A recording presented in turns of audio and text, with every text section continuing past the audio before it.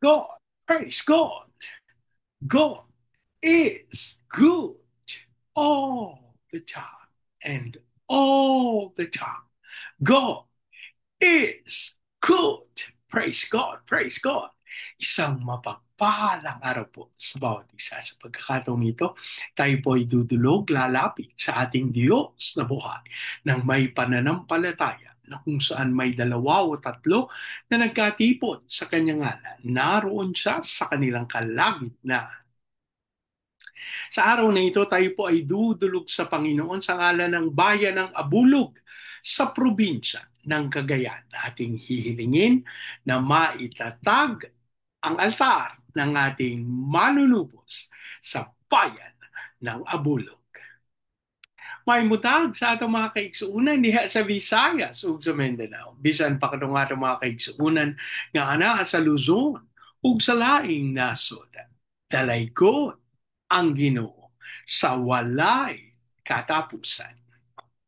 Ang ating pong pagsambahay mula sa Aklat ng Mga Awit, 78 kabanata, ang talata po ay 4. Sa sarili naming anak, ito'y hindi ililihim. Ito'y aming isasaysay sa sunod na lahi namin.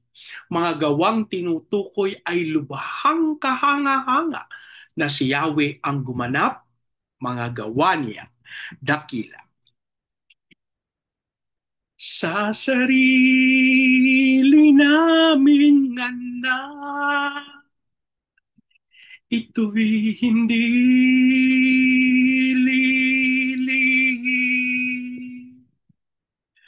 Ito'y aming isasaysay sa sunod na lahi namin. Sa sarili naming anak,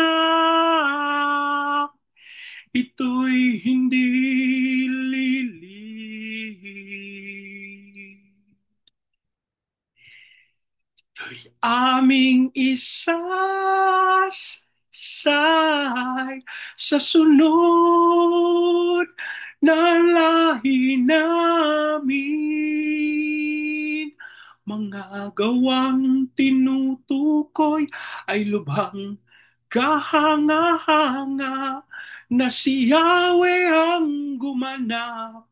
Mga gawa niyang dakila, mga gawang tinutukoy ay lubhang kahanga-hanga na si Yahweh ang gumanap. Mga gawa niya dakila.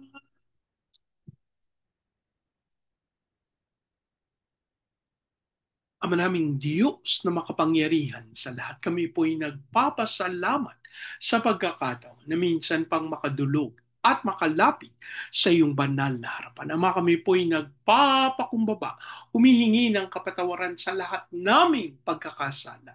At ang aming panalangin ng banal na dugo, ng aming manunubos ang siyang maglinis at pumawi sa lahat ng karumihang ito. Habang patuloy din namin idinudulog sa iyo ang bayan ng Abulog sa probinsya ng Cagayan. Ang aming panalangin ng lahat ng altar at lahat ng kasunduan na ginawa sa bayan ng Abulog nang hindi ayon sa pangalan ng aming manunubos ay mapawalang bisa sa pangalan ni Jesus. At ang aming hiling tunay, sa pangunguna ng iyong Santong Espiritu, maitatag ang altar ng aming manunubos sa bayan ng Abulog.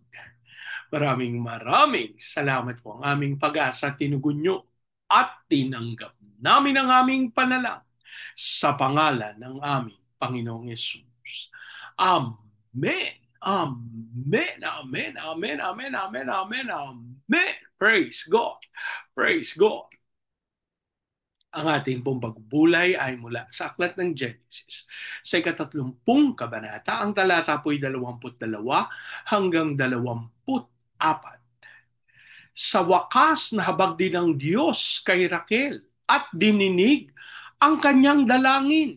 Nagdalang tao siya at nagaanak ng isang lalaki. Kaya't sinabi niya, tinubos din ako ng Diyos sa aking kahihiyan at niloob na ako'y magkaanak.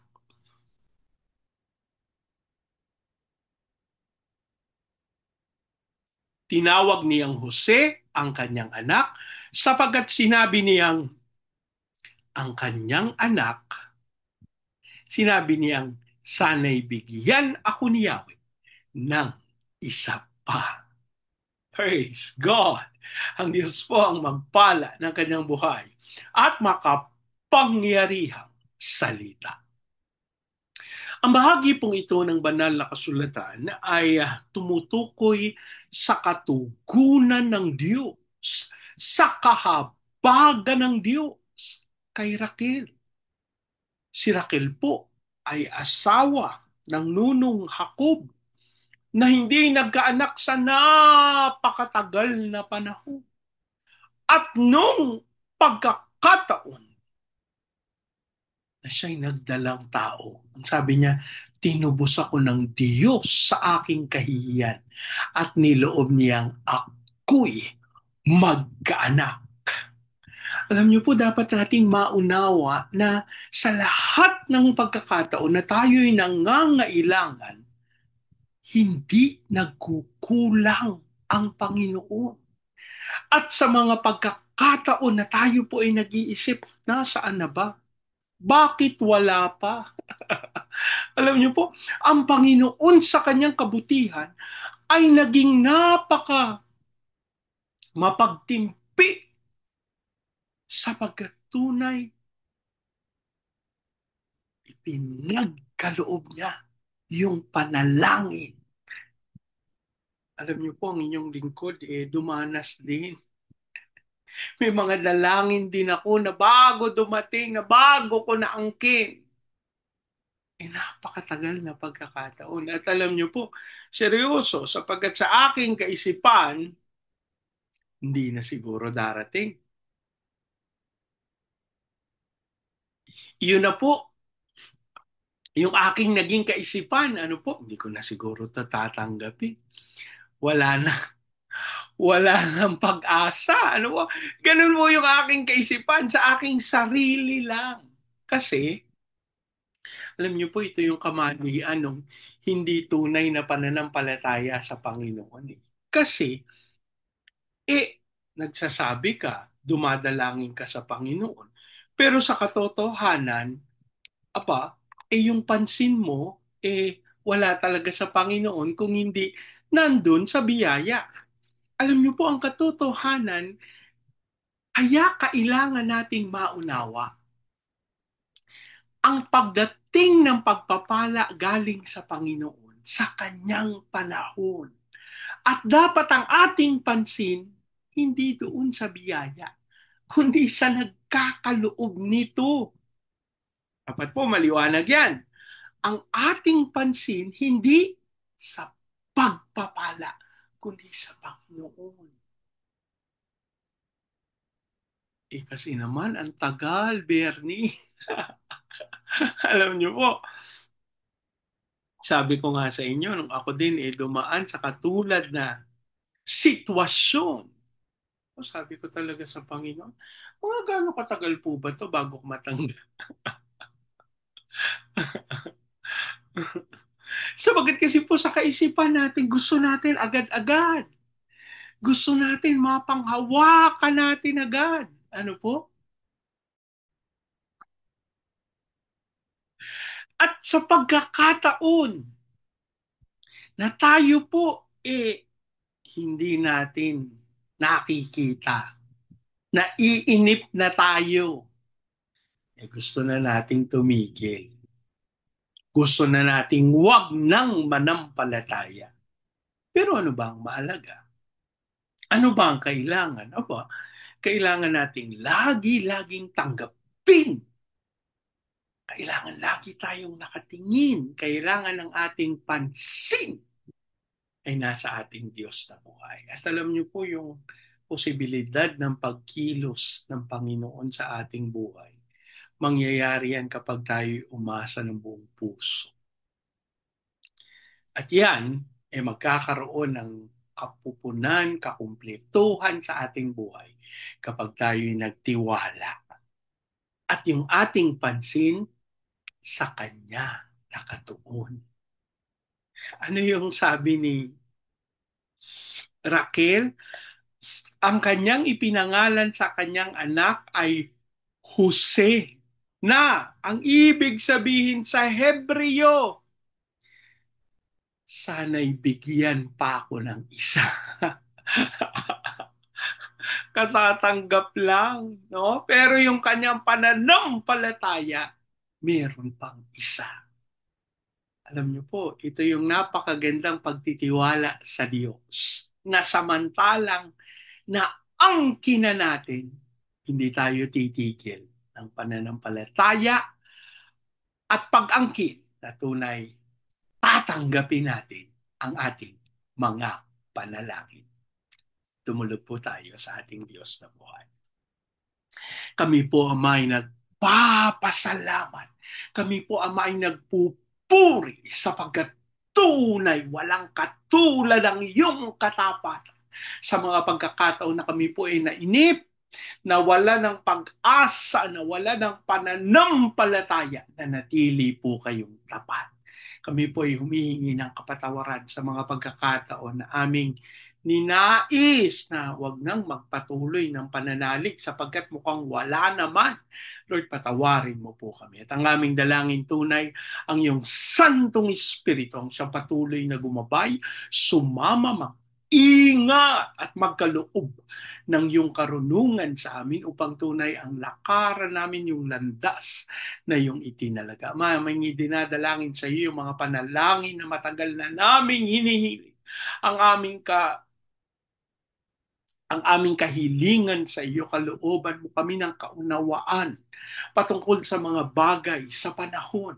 At Lord, hayaan mo na ang aming pansin, ang tuon ng aming pansin ay hindi sa mga bagay ng material, hindi sa mga bagay ng sanlibutan ito, kung hindi sa iyo, Panginoon. At sa pangalan ni Jesus, kami po'y nananalig, itinatama mo ang aming puso, ang aming kaisipan, upang tunay aming maangkin ang iyong dakilang kalooban. Lord, dito din yung aming panalangin para sa bayan ng Abuyog, sa probinsya ng Cagayan.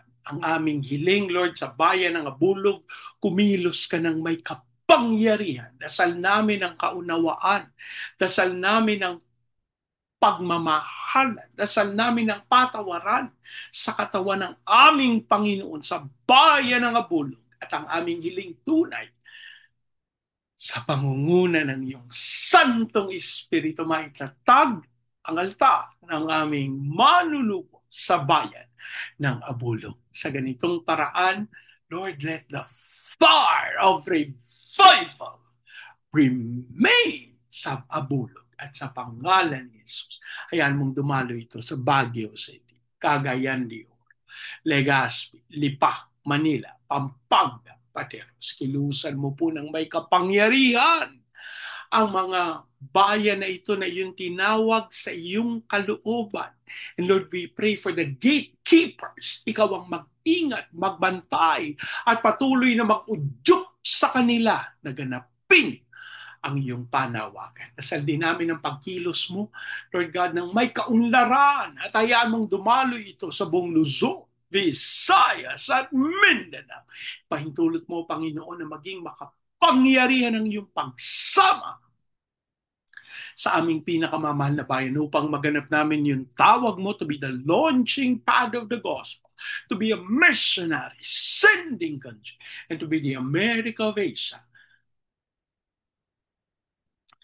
in the days of its glory. Lord, hiling namin ang iyong pagkilos ng may kapangyarihan upang tunay maipalaganap ang iyong salita sa pamamagitan ng mga misyonero sa iba't ibang panig ng daigdig. Ikaw po ang gumabay, mag-ingat, magbantay, at magkaloob ng lahat nilang pangangailangan. Gayun din sa aming mga OFWs na tinawag mo bilang overseas Filipino witnesses.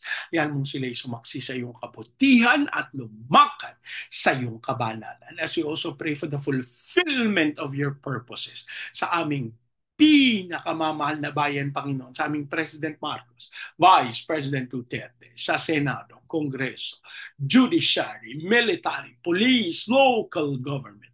We declare the fear of the Lord na maghari, lalong-lalo na sa Department of Finance. Ang aming panalangin, Lord, magkaroon ng kaliwanagan, dumaloy ang iyong spirito at kapangyarihan upang tunay ang landas na tahakin ng aming bayan ay ang landas na iyong itinalaga. Lord, ang amin din panalangin para sa mga bansa na tutunguhin ng iyong lingkod upang manalangin at humingi ng pagsama ng iyong Santong Espiritu sa Vietnam, Cambodia, Myanmar, Malaysia, Laos, Singapore, Indonesia, at Brunei. Lord, dalangin namin ang Espiritu at kapangyarihan, maging ang provision.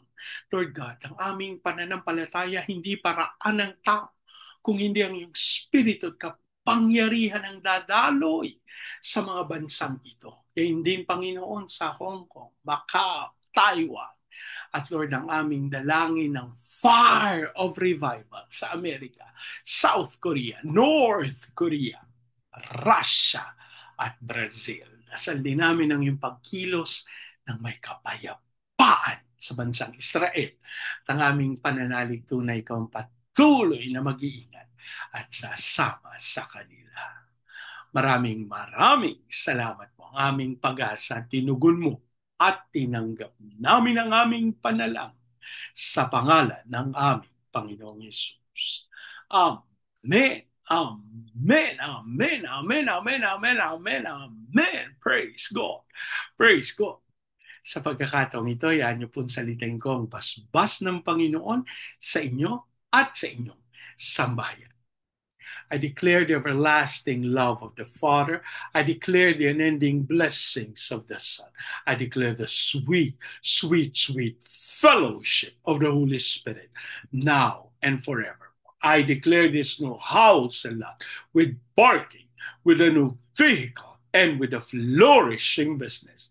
In Jesus' name, amen, amen, amen, amen, amen, amen, amen, amen. Praise God, praise God. Hanggang sa susunod po, sama-sama nating ideklara, God bless the Philippines big time. And so we declare, to God be all the glory in Jesus' name. Amen, amen, amen, amen, amen, amen, amen, amen. Praise God, praise God.